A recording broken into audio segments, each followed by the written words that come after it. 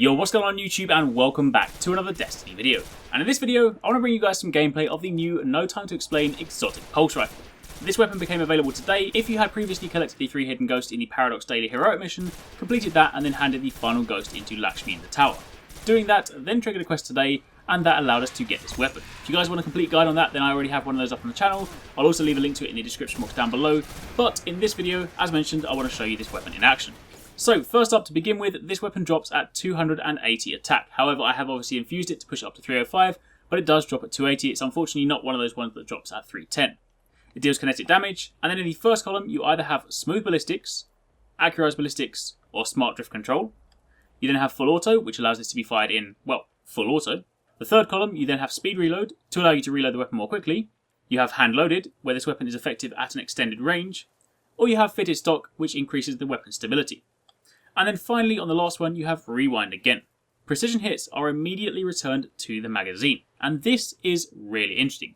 This is effectively Black Hammer as a pulse rifle. If you stack consecutive precision shots, they are all refunded into the magazine, which means you can continue shooting.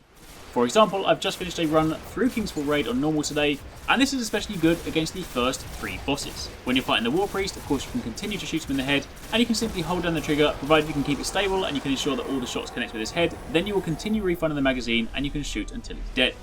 The same applies for Golgoroth. Once you're in that pit, you can sit there in the water, you can shoot him in the stomach until you need to move because the gaze switches, but all while standing there you can continue firing to his stomach in full auto. And again, the same applies for the Daughters. Yes, I appreciate for the Daughters, the better choice is of course Touch of Malice, seeing as it does a lot more damage and you can keep yourself alive in the bubble, but for demonstration purposes I used No Time to Explain. But either way, the point is, this is actually a really fun weapon to use and also really good. Now obviously if you've owned the Stranger's Rifle before, then you'll be familiar with the model of this weapon. It does look pretty cool. I do definitely think it looked better when it was yellow. When it looks a bit green, it looks a little bit kind of nondescript, almost like a kind of pre-production version of No Wind's Mercy or something like that. So I'm not a massive fan of the way this looks, but either way it does have a pretty cool sight.